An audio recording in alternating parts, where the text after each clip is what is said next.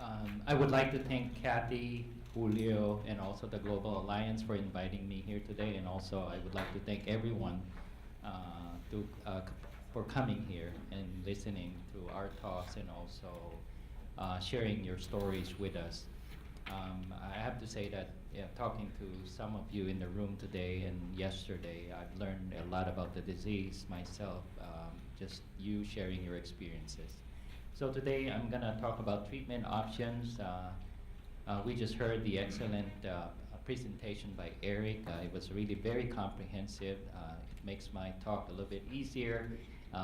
So I'm going to talk about treatments outside of a clinical trial. All right, so I want to also to start that if there is a clinical trial available or accessible to you and it's approved by your insurance, by all means I would recommend participation in the clinical trial, or at least inquiring about eligibility for the clinical trial. So that's always first. And if a trial is not available or it's not possible, then we certainly have to look for treatments that are either approved or outside of off-label use, I should say.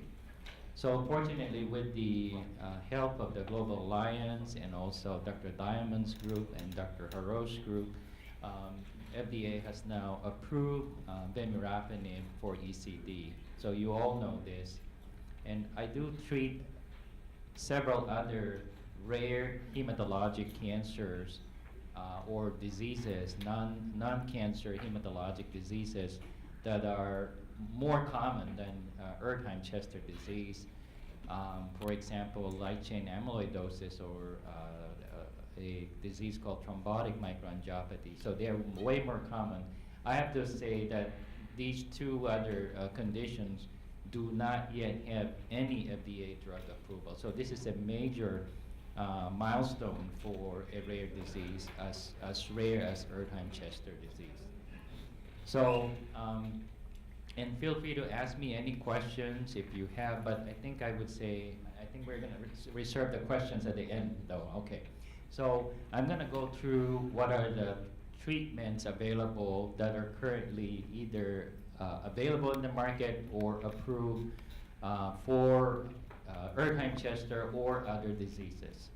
So this is how I think when I see a patient in front of me.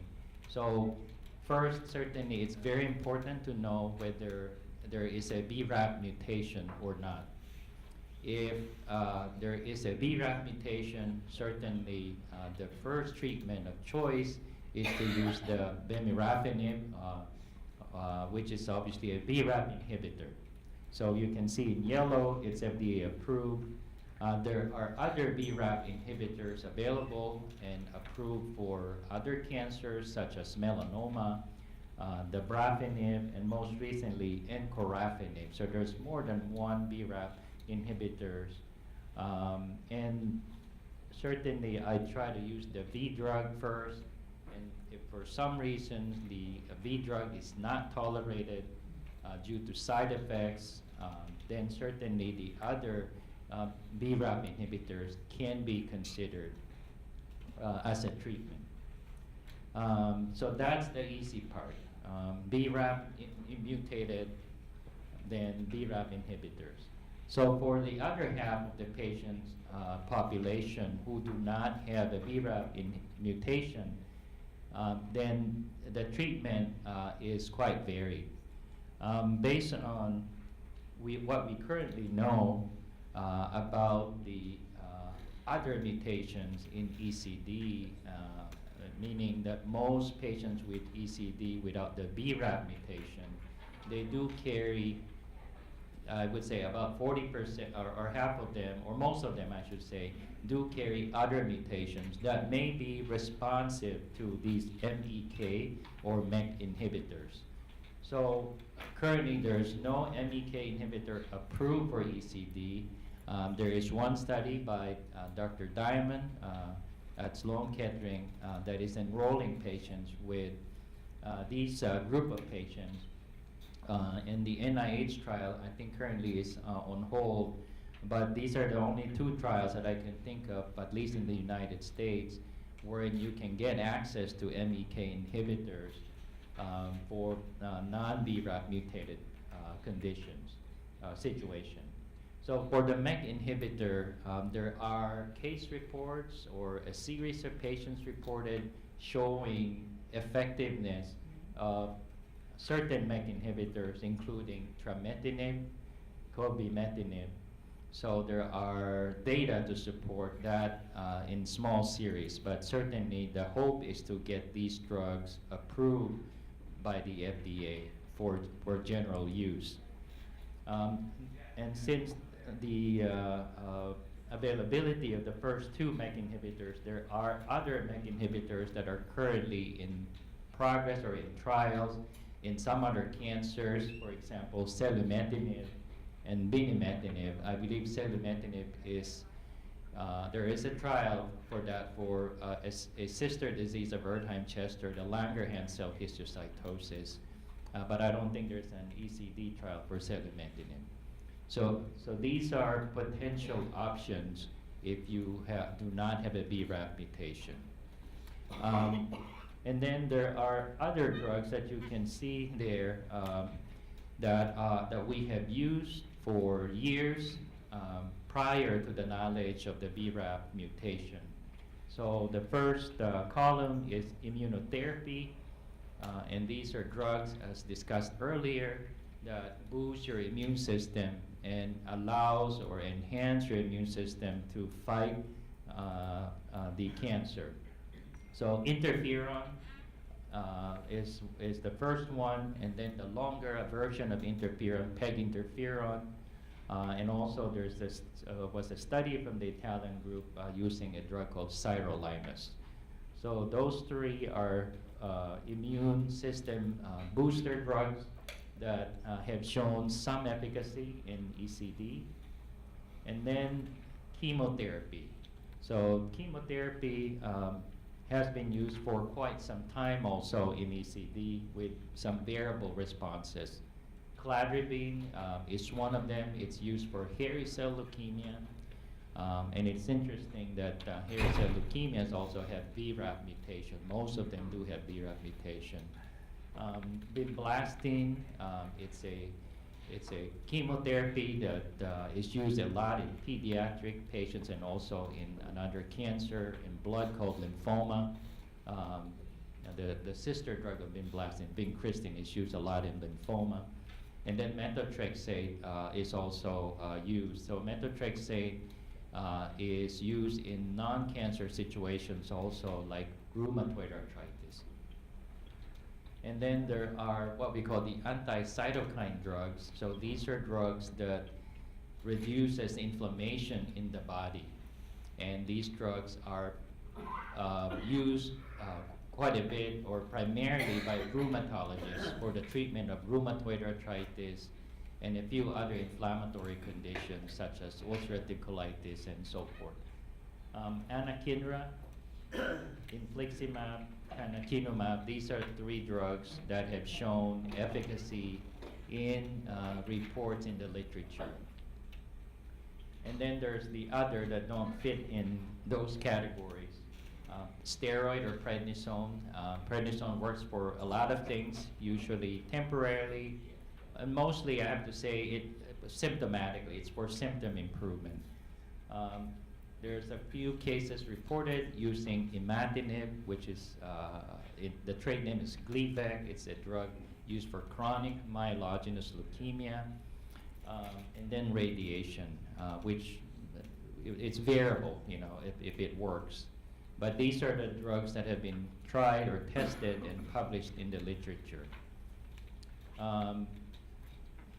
Okay. So I'm going to go through each of these class of drugs and just point out the major side effects or the issues that we deal with these drugs. So these are what the targeted agents, the BRAF and the MEK inhibitors. Bemiratinib, obviously most of us are familiar with this drug. It's an oral drug. Certainly fatigue is a common side effect. Rash, some do get diarrhea. joint pain, and some of those rashes um, could resemble actually skin cancers. You know, actinic keratosis, not truly a skin cancer, but could be a precursor to skin cancer. The non-invasive skin cancers like squamous cell, basal cell carcinomas, we can see with these agents, but you know, it is a class effect, so you can see most of the side effects of the vemurafenib can be seen also in the other drugs, in particular the brafenib, because these two drugs are both BRAF inhibitors. Now, as far as the MEK inhibitors or the MEK inhibitors, trametinib and cobimetinib, these two are oral agents, fatigue, rash, diarrhea, you can see these. But what's unique to the MEK inhibitors are the heart failure. You know, it's a low percentage, probably 5% or less, and so have to be used with caution in patients with heart disease or history of heart failure. And also there's a common, I would say probably over half of the patients do have some eye findings we call retinopathy. Many of the patients do not really have symptoms, but on eye exam, there are certain eye findings suggestive of inflammation. So, and a small proportion of patients will have visual symptoms such as blurriness. So these are the side effects that we explain or tell our patients before we start the drugs, and certainly these are side effects that we monitor from month to month, and we adjust the dosages of the drug based on these side effects. As far as immunotherapy, the interferon and PEG interferon are really similar drugs. One is given a couple of times a week, interferon. The pegylated form is a long-acting version of interferon. It's given one shot a week, and both are subcutaneous or skin injections. Fatigue is certainly quite common. Most patients would report some flu-like symptoms, joint aches, muscle aches, maybe runny nose, and also low-grade fever. Some of these symptoms can be abrogated or treated with acetaminophen. Certainly nausea is a finding. There's certainly for any of these drugs that I'm mentioning, the risk of infection can be increased. For interferon, one thing I forgot to put here is depression. So we definitely have to screen patients for depression before we start interferon, or look for signs of depression during interferon. Sirolimus, it's a drug less commonly used in most hematologic situations. It's used in transplant as a drug to prevent rejection of transplant. It's an oral drug. The main issues here are high blood pressure, increasing levels of the cholesterol in the blood, what we call hyperlipidemia, and some patients do get some diarrhea and anemia. I have not used sirolimus myself, but another drug called temsirolimus is used in kidney cancer. So it does have efficacy in certain cancers, and it's approved for some other cancers. As far as chemotherapy is concerned, most of these are intravenous infusion, with the exception of methotrexate, can be given orally or can be given intravenous. Fatigue, it's general, or obviously it's a common symptom of chemotherapy. Side effect, infection, there's certainly a risk. For vinblastine, neuropathy or tingling, numbness mostly, rarely weakness, so it's a nerve problem, nerve toxicity. I have to say in general, these chemotherapy agents, I would say compared to other chemotherapy drugs that we use for, say, colon cancer, breast cancer, or pancreatic cancer, it's fairly well tolerated.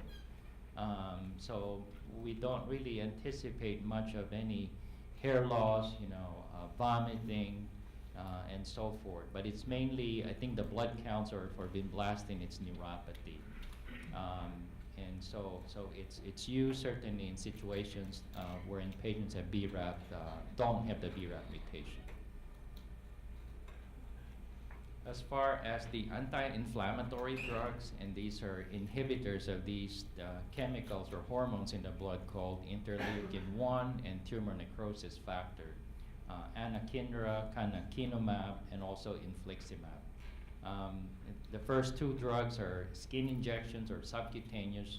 Infliximab is intravenous infusion. I don't usually prescribe them myself. Usually I refer my patients to the rheumatologist, and we do have partner rheumatologists who treats Erdheim-Chester disease at our institution. Headache is one of the common findings. Nasal discharge or nasal drip is a common finding. Diarrhea, certainly there's always a risk of infection because you reduces the inflammatory response that your body can mount against infection. Generally, I would say it's fairly well tolerated. Again, these are drugs that is used in rheumatologic conditions such as rheumatoid arthritis. And again, it's not all drugs for treatment of Erdheim-Chester disease. As mentioned earlier, supportive care is very important, and several of the talks after this talk will be focusing on the supportive care aspects. Certainly, evaluation for hormonal deficits or deficiencies. Many patients have low levels of certain organ hormones that can cause fatigue, bone or joint pains, and other symptoms that may not be necessarily due to the drug itself. And Dr. Diamond will talk about neurologic, cognitive issues. Certainly an assessment of the neurocognitive function is important as a baseline and also going forward during treatment. Skin toxicity happens. These are primarily from the drug itself. Certainly patients with ECD do get yellow patches, mostly around the eyes. We call xanthelasma. Sometimes they get rash in their body. For the most part, they're not very symptomatic compared to the other organ involved. Again, this is probably the third time you're going to see the list of clinical trials. Dr. Jacobson earlier, and you got the sheet outside showing the clinical trials available. I looked at the clinicaltrials.gov. That's a website that will give you a list of clinical trials in ECD or any other conditions, and it will tell you where it's open, where is it active, is it suspended, and then what are the sites available and which one is closest to where you live. Thank you.